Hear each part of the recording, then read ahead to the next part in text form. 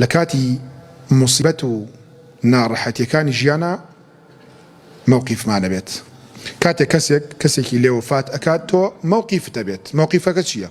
یەکەمیشت دڵی بدەرەوە. پێغەمبەری خوا صلی الله علیه وسلم فەرمێ من عز أخاه بمصيبة كساه الله من حلل الكرامة يوم القيامة. هەر کەسێ بەس تەعزیەباری برایەکی بکات بەس ئەوەنە پێی بڵێ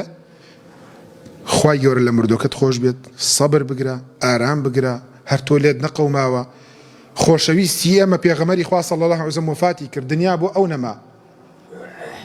ئەگەر دنیا وەفای هەبوایە بۆ پێغەمبەری خوامان صلی الله علیه وسلم ئەمانەی پێ بڵێ خوای گەورە لە ڕۆژی قیامەتە جلی ڕێز و حورمەتە کاتە بەرەو جلی ڕێز و حورمەت بەس بەو قسە جا لەگەڵ یا بە نوێژی لەسەرکە بچۆ بۆ قەبرستان لەگەڵ یا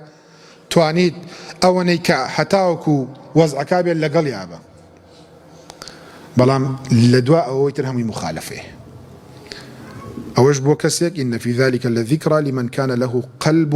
أي عقل بەڵام بە کێ ئەڵێت ئێستا من وەرە زۆر دابەزم بەسەر بابەتی تەعزیە باوەڕەکەی نییە ڕەنگە سێ ڕۆژی تر ئەزیەت و ئازار درابێتم لەسەر ئەو قسانە ئەزیەت و ئازاری دەرونی چۆن ئەڵێ تەعزیە نییە فاتحە چۆن نییە دەی کاکە فاتحە بێ بەقەرەشە بێ ببێ بێ بڵێ ئەلبەقەرە تۆ توانیت چلون و لاپەڕە قورئان خوێنی بۆ تۆ ئەزانی بەقەرە لەکوێوە دەست پێکا لەکوێوە کۆتایی دێ بۆ هەموو مەساریفەی کە هەر ئاوایەکی لە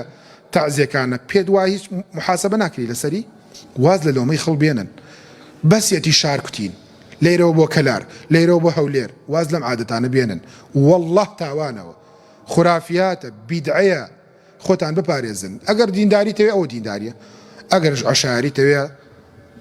خوا لە قەڵەباڵخی خۆشتر نییە و بە عامی ژیان مووقیفمانە بێ کورە برادێکە سیارەکەی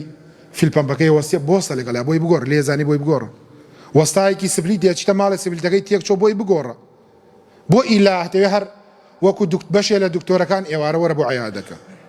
هەموو شتێک پارەیە هەموو شتێک پارە نییە